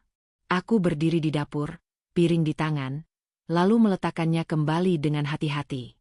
Tidak ada alasan untuk tampak terkejut. Tidak ada alasan untuk tampak menunggu. Kamu tidak menyalakan lampu. katanya dari belakang. Aku cukup dengan cahaya jendela, jawabku. Ia berjalan melewatiku, menyalakan lampu tanpa komentar. Cahaya putih itu menyapu ruangan, membuat bayangan-bayangan kecil menghilang. Aku merasakan sorotnya di punggungku. Kamu memindahkan kursi, katanya. Aku menoleh. Kursi itu memang sedikit bergeser. Aku menyapu. Biasanya kamu tidak begitu, katanya. Aku mengangkat bahu. Aku belajar. Ia berhenti di tengah ruang tamu, menatap sekeliling seperti seseorang yang baru pertama kali masuk ke rumahnya sendiri. Tangannya menyentuh rak, menggeser figura 1 sentimeter ke kanan. Belajar dari siapa? Dari kebiasaan, kataku. Ia tersenyum tipis. Kebiasaanmu sering berubah. Aku mengeringkan tangan dengan lep. Apa ada yang kamu cari? Ia menoleh cepat. Kenapa? Karena kamu berkeliling, kataku. Seperti menghitung. Ia tertawa kecil, tanpa tawa di matanya. Kamu PK hari ini. Aku tidak menjawab. Aku memusatkan perhatian pada napasku. Kita perlu bicara, katanya, lalu duduk. Ia menepuk sofa di sebelahnya, bukan undangan, lebih seperti perintah yang dibungkus sopan. Aku duduk dengan jarak yang ia tentukan dengan pandangannya. Kamu menghubungi kakakmu, katanya. Kalimat itu jatuh tanpa penekanan. Aku menjaga wajahku tetap kosong. Aku tidak. Ia mengangguk pelan. Menarik. Kenapa? Tanyaku. Karena ponselmu mati lebih sering, katanya. Biasanya kamu menyalakannya sebelum tidur. Aku menelan ludah. Aku mencoba tidur lebih cepat. Dan kamu menghapus beberapa riwayat, katanya. Itu kebiasaan baru. Aku membersihkan memori, kataku. Ia menyandarkan punggung, mengamati. Kamu tidak pernah peduli memori. Aku menggeser tangan di pangkuan. Orang berubah. Benar, katanya. Tapi perubahanmu tidak sinkron. Apa maksudmu? Kamu lebih rapi, katanya. Lebih tenang. Lebih berani bertanya. Aku menatapnya. Itu buruk. Bukan, katanya. Hanya aneh. Ia berdiri, berjalan ke jendela, membuka tirai sedikit. Cahaya sore masuk, memantul di lantai. Aku bertanya-tanya, katanya pelan, apa yang membuatmu berbeda? Aku berdiri juga, menjaga jarak. Aku ingin lebih baik. Untuk siapa? Tanyanya. Untuk kita, jawabku. Ia berbalik, menatap tajam. Kamu jarang bilang, kita. Aku menahan diri agar tidak mengoreksi. Aku belajar. Ia mendekat, berhenti tepat di depanku. Tidak menyentuh. Kamu belajar dari mana? Aku mengangkat mata. Dari kesalahan. Kesalahan siapa? Tanyanya. Kesalahanku, kataku cepat. Ia tersenyum lagi. Bagus. Ia mengambil ponselnya, mengetuk layar. Aku dapat pesan. Aku menunggu. Nomor tidak dikenal, katanya. Hanya 1 kalimat. Aku menahan napas. Isinya, jaga dirimu, katanya. Aku menatap wajahnya, mencari celah. Banyak pesan seperti itu. Benar, katanya. Tapi waktu kirimnya bertepatan dengan ponselmu mati. Aku menggeleng pelan. Kebetulan. Kebetulan sering mengelilingimu akhir-akhir ini, katanya. Kunci, jam, kursi, pesan. Ia berjalan ke meja, mengambil mangkuk kunci. Mengguncangnya pelan hingga berbunyi. Kamu ingat kapan aku memindahkan ini? Aku memilih jujur yang aman. Kemarin. Ia tersenyum. Kamu ingat. Aku memperhatikan, kataku. Kenapa? Tanyanya. Karena kamu menyuruhku, kataku. Ia berhenti. Aku menyuruh. Kamu bilang detail itu penting, kataku. Aku mengikuti. Ia terdiam lebih lama dari biasanya. Lalu, suaranya turun. Aku tidak suka diikuti dengan cara yang salah. Cara yang salah seperti apa? Seperti mengumpulkan, katanya. Seperti mencatat. Aku mengangkat bahu. Aku tidak mencatat. Ia melangkah lebih dekat. Jangan bohong. Aku tidak bohong, kataku. Aku belajar mengingat. Ia menatapku lama, lalu menghela napas. Kamu tahu, katanya, kalau aku ingin, aku bisa mengecek semua. Semua apa? Pergerakan, katanya. Jejak. Aku merasakan tenggorokan mengering. Aku tidak menyembunyikan apapun. Kalau begitu, katanya, kita tidak punya masalah. Ia berbalik, berjalan ke kamar. Aku tetap berdiri, mendengar laci dibuka, ditutup. Langkahnya kembali mendekat. Ia berhenti di ambang pintu. Mulai malam ini, katanya tanpa menoleh, kita simpan ponsel di ruang tamu. Aku mengangkat kepala. Kenapa? Supaya kita jujur, katanya. Kenapa hanya ponselku? Tanyaku. Ia menoleh, mata menyempit. Kamu ingin menawar? Aku menggeleng. Tidak. Bagus, katanya. Dan satu lagi. Apa? Besok aku akan mengantar kamu, katanya. Kemanapun kamu mau. Aku merasakan dingin menjalar. Aku tidak perlu. Bukan pertanyaan, katanya. Aku ingin memastikan. Memastikan apa? Tanyaku. Ia tersenyum, tipis dan datar. Bahwa kamu benar-benar kamu. Ia masuk kamar, menutup pintu. Aku berdiri sendirian di ruang tamu, menatap mangkuk kunci yang kini sunyi. Aturan baru telah ditetapkan, rapi dan tanpa teriakan. Aku tahu satu langkah salah saja, dan penyamaran ini akan runtuh di hadapannya. Aturan baru itu mengubah cara rumah bernapas. Ponsel di ruang tamu, layar menghadap ke bawah, menjadi penanda bahwa setiap detik kini terhitung. Aku menyesuaikan langkah, nada, bahkan jeda di antara kata-kata. Namun di balik penyesuaian itu, ada satu hal yang tidak kuubah, tujuan. Bagas pergi pagi-pagi, terlalu rapi untuk orang yang mengaku lelah. Aku menunggu sampai bunyi pintu benar-benar hilang, lalu berdiri tanpa tergesa. Tidak ada lari. Tidak ada gerakan yang bisa ditafsirkan sebagai panik. Aku menghitung napas, lalu memulai. Aku tahu waktu terbatas. Ia bisa kembali kapan saja, dan aturan baru bisa berubah tanpa peringatan. Aku menuju kamar, membuka laci yang sempat ia tutup dengan rapi. Di sudut belakang, ada map tipis. Aku tidak mengeluarkannya kemarin. Hari ini aku tahu alasannya. Map itu berisi kertas-kertas yang ia kira aman karena terlalu membosankan untuk dibaca orang lain. Aku mengeluarkan isinya satu persatu. Tanggal, jam, catatan singkat dengan hurufnya. Bukan milikku. Aku memotret setiap halaman dengan kamera kecil yang kusembunyikan di saku pakaian. Tanpa kilat, tanpa suara. Aku memotret urutan, bukan hanya halaman tertentu. Bukti harus berdiri sendiri. Di lemari, aku menemukan kotak kecil. Tidak terkunci. Di dalamnya, salinan kunci lama dan selembar kertas dengan angka-angka. Aku memotret. Aku tidak menggeser apapun. Aku mengembalikan posisi persis seperti semula. Aku ingatkan diriku, bukti yang baik tidak meninggalkan jejak. Aku ke ruang kerja kecil. Rak paling bawah berdebu, jarang disentuh. Di sana ada hard disk eksternal. Aku menahannya sebentar, mendengar denyut jantungku. Aku menyambungkannya ke laptop yang ia tinggalkan menyala. Kata sandi mudah, kebiasaan lama yang ia banggakan sebagai kepercayaan diri. Aku tidak membuka banyak folder.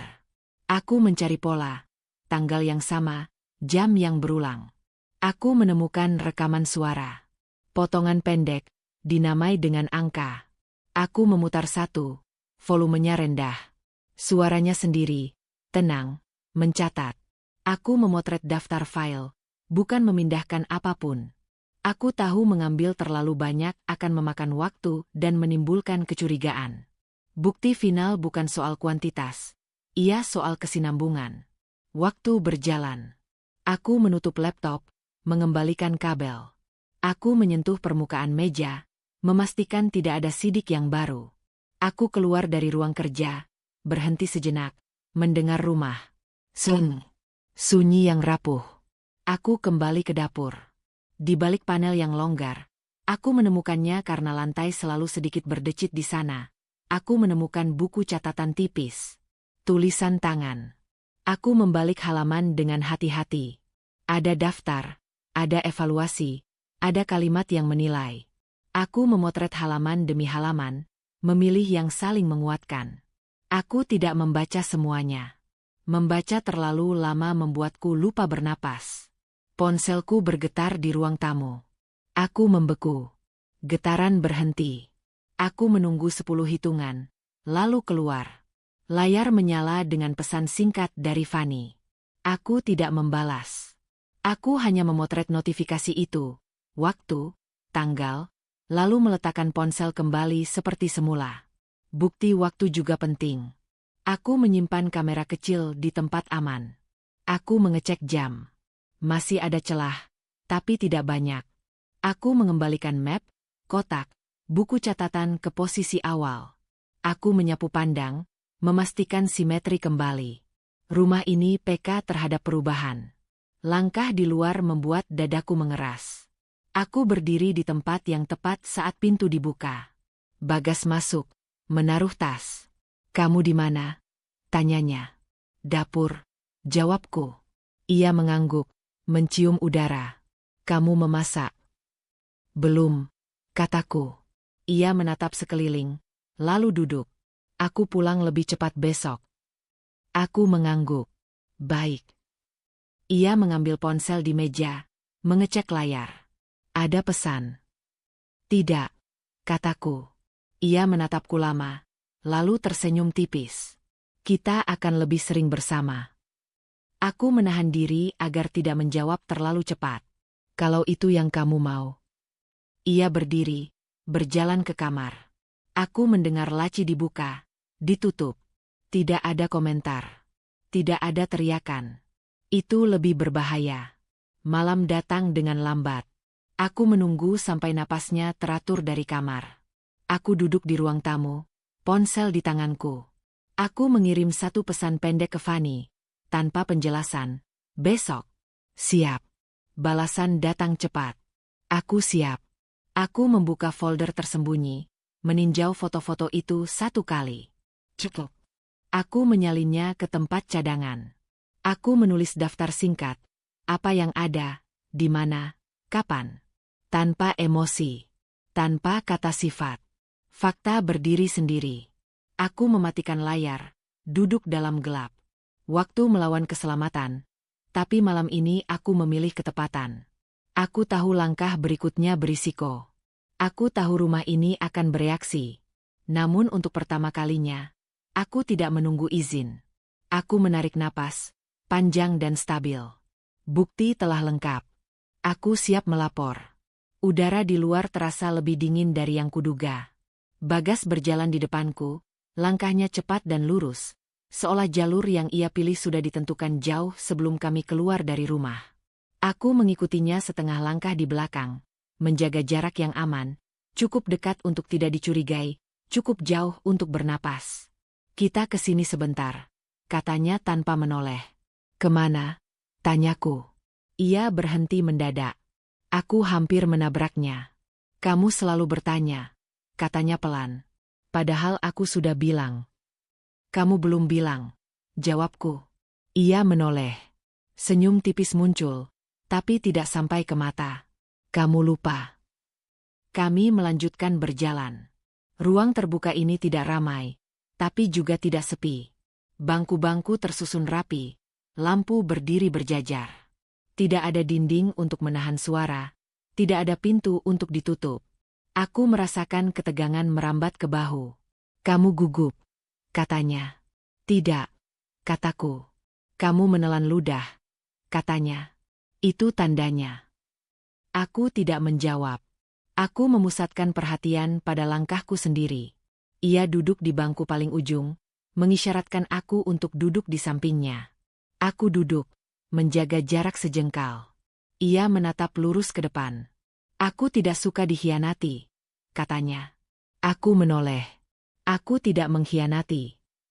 Kamu menyembunyikan sesuatu, katanya. Itu sama saja. Apa yang kamu kira ku sembunyikan? Tanyaku. Ia tertawa pendek.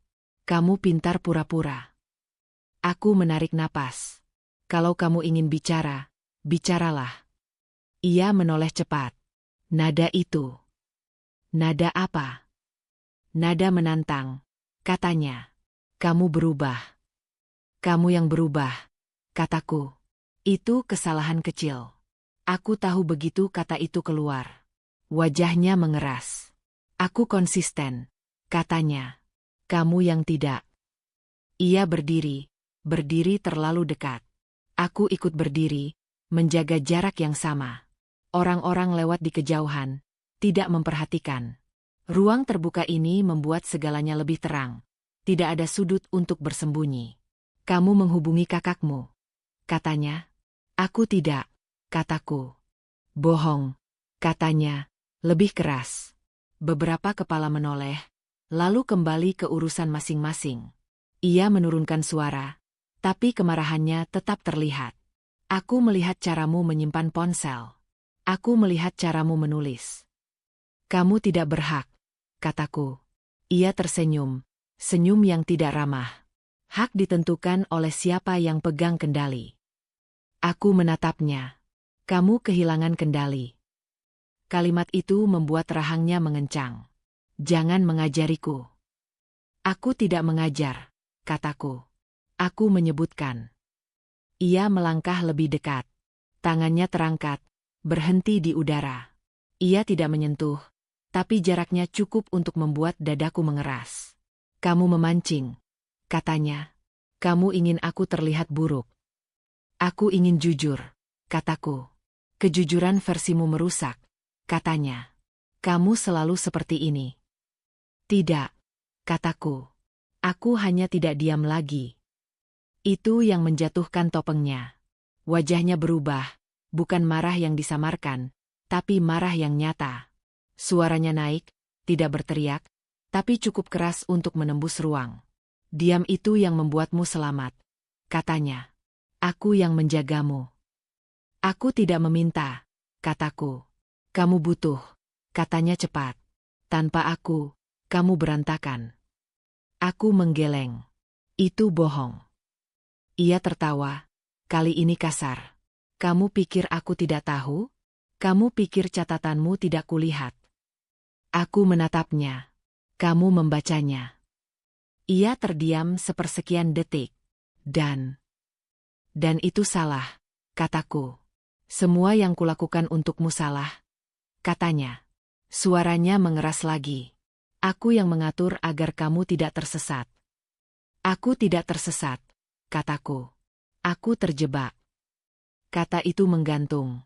Ia menatapku seperti melihat orang asing. Kamu menyebutku apa? Tanyanya. Pengendali, kataku. Pembohong. Ia melangkah lagi, terlalu dekat. Aku mundur satu langkah. Bangku di belakangku membatasi. Aku tidak berlari. Aku berdiri. Kamu mau apa? Katanya. Mengadu. Aku mau berhenti, kataku. Hentikan apa? Katanya. Ini, kataku. Semua ini. Ia menatap sekeliling, lalu kembali padaku. Di sini. Dimanapun, kataku. Ia tertawa lagi, lalu berhenti tiba-tiba. Kamu pikir tempat ini melindungimu? Aku tidak butuh dilindungi, kataku. Kamu salah, katanya. Aku bisa. Ia berhenti. Tangannya mengepal. Ia menarik napas kasar, lalu mengembuskannya. Orang-orang kembali lewat, beberapa melirik.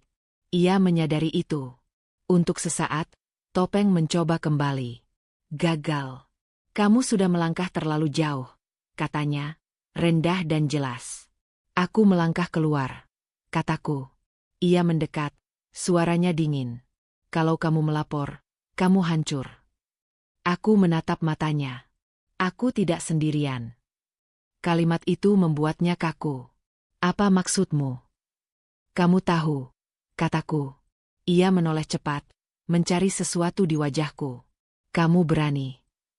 Tidak, kataku. Aku siap.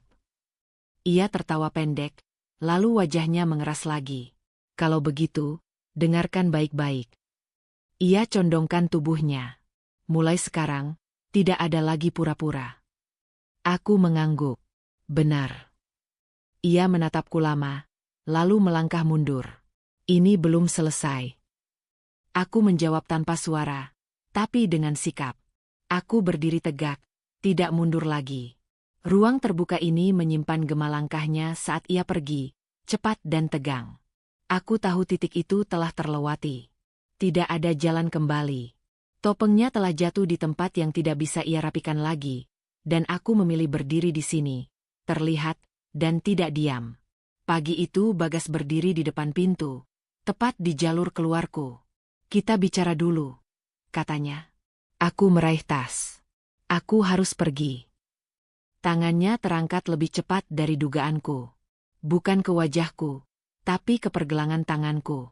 Jarinya menutup kuat, ibu jarinya menekan bagian dalam. Bukan dorongan kasar, tapi cengkeraman yang disengaja, cukup kuat untuk menghentikanku melangkah. Lepaskan, kataku. Jangan dramatis, katanya pelan. Aku hanya ingin kamu tenang. Aku menarik tanganku.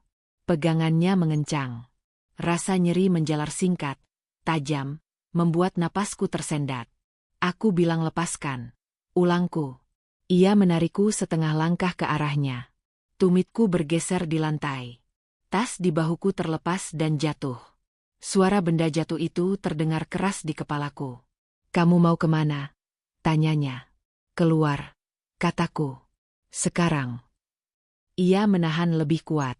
Aku bisa merasakan detak nadinya di jariku. Cepat. Kamu tidak akan membuatku terlihat buruk, katanya. Tidak hari ini. Aku mengangkat suara, tidak berteriak, tapi cukup jelas. Ada orang. Lorong di ujung pintu terbuka. Cahaya pagi masuk. Langkah terdengar di luar. Bagas melirik ke sana, lalu kembali menatapku. Pegangannya masih ada. Lepaskan aku, kataku. Atau aku berteriak. Ia melepaskan seketika, seperti tersentak. Tanganku bebas, pergelangan terasa panas. Aku tidak menunggu. Aku mengambil tas, melangkah keluar. Kamu berlebihan, katanya dari belakang. Aku menyentuhmu sebentar. Aku berhenti, berbalik. Itu menahan. Ia tersenyum tipis. Itu mencegah. Aku melanjutkan langkah. Aku tidak berlari. Di ruang yang berbeda, dengan meja yang sama dinginnya, aku menyebutkan kejadian itu dengan urutan yang bersih. Pergelangan, tekanan, tarikan, upaya menghalangi. Aku menunjukkan bekas kemerahan yang belum hilang sepenuhnya. Aku menyebutkan pintu terbuka, langkah orang lain, waktu yang tepat. Petugas itu mendengarkan tanpa memotong. Apakah Anda bisa pergi? Ya, kataku. Karena ia melepaskan. Apakah Anda merasa dibatasi? Tanyanya. Ya, kataku. Tubuh saya dihentikan. Ia mencatat. Baik. Aku menyerahkan bukti yang telah kukumpulkan. Foto-foto berurutan. Rekaman. Catatan waktu. Bukan satu kejadian, tapi pola. Ketika sampai pada pagi itu, aku tidak menambah kata sifat. Aku tidak perlu. Di ruangan lain, Bagas menjelaskan versinya. Saya memegangnya agar tidak panik, katanya. Tidak ada niat. Pertanyaan datang. Apakah Anda menahan pergelangan? Ia ragu sepersekian detik. Ya. Sebentar. Apakah ia meminta dilepas? Tanya petugas. Dia sensitif, katanya. Apakah Anda melepaskan setelah ia meminta? Tanya petugas itu. Ia menghela napas. Setelah situasi terkendali. Petugas itu tidak berdebat. Ia meletakkan rekaman suara di meja. Lalu foto catatan. Lalu urutan jam. Lalu pernyataan saksi tentang pintu terbuka dan gerakan mendadak. Ini bukan satu peristiwa, kata petugas itu. Ini rangkaian. Bagas mencoba tersenyum. Kalian membesar-besarkan. Ketika pemberitahuan dibacakan, wajahnya berubah. Ia berdiri, refleks. Dua petugas bergerak mendekat. Ia menahan diri untuk tidak melawan. Ini salah paham, katanya. Aku suaminya. Justru itu, jawab petugas. Borgol terpasang. Bunyi kliknya pendek. Tidak dramatis. Tidak bisa ditarik kembali. Aku duduk di ruang tunggu, menekan ibu jari ke pergelangan yang masih terasa hangat. Fanny di seberangku. Kami saling menatap, lalu mengalihkan pandangan. Tidak ada pelukan. Tidak ada tangis besar. Hanya napas yang kembali ke ritmenya. Ketika petugas memberitahu bahwa proses berjalan, aku mengangguk. Aku berdiri, melangkah keluar. Udara siang menyentuh wajahku. Tidak ada tangan yang menahan. Tidak ada pintu yang menghalangi. Keheningan datang setelah badai, bukan sebagai kekosongan yang menakutkan, melainkan sebagai ruang yang akhirnya aman untuk diisi ulang. Pagi tidak langsung ramah setelah semuanya berhenti. Tubuhku aman. Itu benar. Aku bisa mengunci pintu tanpa merasa bersalah. Aku bisa mematikan lampu tanpa dihitung. Namun jiwaku tertinggal beberapa langkah di belakang. Seperti seseorang yang belum percaya bahwa tanah di depannya benar-benar padat. Aku duduk di tepi ranjang, memeriksa napas. Tarik. Tahan. Lepas. Terapis menyebutnya sederhana. Bagiku, ini kerja keras. Setiap tarikan mengundang ingatan kecil. Bunyi lantai, nada suara, yang datang tanpa izin. Aku belajar membiarkannya lewat, tidak menantangnya, tidak mengusirnya. Biarkan, kata mereka. Ia akan pergi sendiri. Vina mengetuk pintu, 2 ketukan ringan. Aku menyebutkan namanya sebelum ia masuk. Itu kesepakatan kami. Tidak ada kejutan. Aku buatkan sarapan, katanya. Aku belum lapar, jawabku. Tidak apa-apa, katanya. Aku taruh di meja. Ia tidak memaksa. Itu hal kecil, tapi terasa besar. Aku bangkit beberapa menit kemudian, berjalan ke meja, duduk. Aku makan perlahan, mengunyah dengan sadar, seperti orang yang sedang belajar kembali mempercayai tubuhnya. Di luar, suara kendaraan berlalu. Aku menahan dorongan untuk menghitung. Aku membiarkan waktu berjalan tanpa kuawasi. Jam di dinding berdetak tanpa perintah. Siang hari aku pergi ke tempat yang kusebut aman. Bukan karena tidak ada orang, justru karena ada. Bangku di taman, matahari menyentuh bahu, anak-anak berlari. Aku memilih duduk menghadap jalan. Punggung ke tembok. Batas itu penting bagiku sekarang. Aku tidak malu membutuhkannya. Ponselku bergetar. Aku tidak melonjak. Aku melihat layar, membaca nama, lalu menurunkannya. Aku menunggu sampai napasku stabil sebelum membalas. Aku di taman. Aku baik-baik saja. Kata-kata itu masih perlu kuucapkan berulang agar terdengar benar. Sore hari, aku menghadiri sesi pertama setelah semuanya terbuka. Ruangan itu tenang, kursinya empuk, jendelanya setengah terbuka. Aku diminta bercerita sejauh yang kumampu. Aku tidak menceritakan semuanya. Aku memilih satu potongan kecil, tentang bagaimana diam terasa aman sampai ternyata tidak.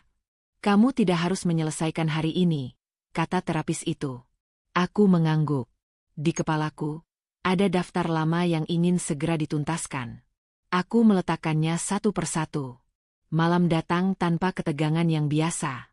Aku menyiapkan pakaian untuk esok hari tanpa menimbang kemungkinan salah. Aku memilih yang nyaman, bukan yang benar.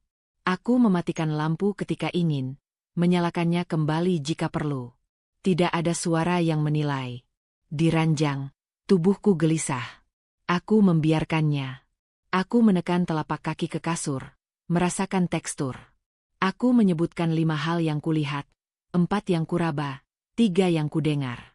Teknik itu tidak ajaib. Ia hanya membantu. Cukup. Hari-hari berikutnya tidak lurus. Ada pagi yang mudah, ada siang yang berat. Ada kalanya aku tersenyum, lalu tiba-tiba ingin bersembunyi. Aku belajar bahwa kemunduran tidak menghapus kemajuan. Ia bagian dari peta. Aku menulis lagi. Bukan catatan tentang orang lain, melainkan tentang diriku. 1 kalimat per halaman. Aku berhak lambat. Aku boleh berubah pikiran. Aku tidak harus kuat hari ini. Tulisan tanganku kadang goyah. Aku tidak memperbaikinya. Vina menemaniku tanpa menjadi penjaga. Kami berjalan berdampingan, bukan saling menarik. Jika aku berhenti, ia berhenti. Jika aku maju, ia mengikutiku. Keheningan di antara kami tidak menuntut penjelasan. Suatu sore, aku menyadari aku tertawa. Singkat, terkejut, lalu berhenti. Aku menyentuh dadaku, memastikan itu nyata. Tidak ada hukuman menyusul. Aku tertawa lagi, lebih pelan. Aku masih takut pada beberapa hal. Aku masih memeriksa kunci 2 kali. Aku masih terkejut oleh suara tertentu. Namun ada ruang di antara rasa takut itu. Ruang kecil yang bisa kutempati. Di sana, aku bernapas. Harapan tidak datang sebagai janji besar. Ia datang sebagai kebiasaan baru. Bangun, mandi, makan, keluar rumah, kembali. Ia datang sebagai pilihan untuk meminta bantuan tanpa merasa gagal. Ia datang sebagai izin untuk tidak sembuh sekaligus. Saat malam menutup hari, aku mematikan lampu dan membiarkan gelap hadir tanpa ancaman. Tubuhku selamat. Jiwaku menyusul, langkah demi langkah, tidak tergesa. Dan untuk pertama kalinya, aku percaya bahwa pelan bukan berarti tertinggal. Pagi itu terasa berbeda. Tidak ada suara langkah berat di belakangku. Tidak ada pintu yang menutup dengan kasar. Tidak ada tatapan yang menahan tubuhku. Tubuhku aman, itu sudah jelas. Tapi jiwaku masih terbiasa menoleh setiap kali suara keras terdengar. Aku menarik napas, menahannya, lalu melepaskan perlahan. Hari ini, aku belajar, bukan tentang kelincahan, tapi tentang jarak yang aman.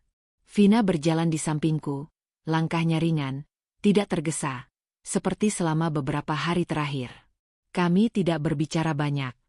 Hanya beberapa kata ringan saat melewati trotoar yang ramai. Kita harus tetap di sini sampai sidang selesai, katanya pelan. Aku mengangguk, tidak menambahkan komentar. Aku tahu itu benar. Hari ini bukan tentang perasaan, tapi tentang fakta. Sidang dimulai tanpa prolog panjang. Hakim membuka dengan suara datar, membaca daftar tuduhan yang sudah kukenal. Pengendalian, kekerasan verbal, penahanan fisik, manipulasi psikologis, bukti yang lengkap dan teratur. Setiap kata berdiri sendiri, tidak perlu diperindah, tidak ada tambahan drama. Aku duduk tegak, tangan di pangkuan, mencoba tidak menoleh ke arah Bagas lebih dari sekadar mata. Ia duduk dengan punggung lurus, wajahnya rapi seperti biasa. Senyum yang dulu menawan kini tidak lagi berfungsi. Ada ketegangan halus di garis rahangnya. Dan untuk pertama kalinya aku melihat keraguan singkat di matanya. Petugas menayangkan rekaman, satu persatu, secara berurutan.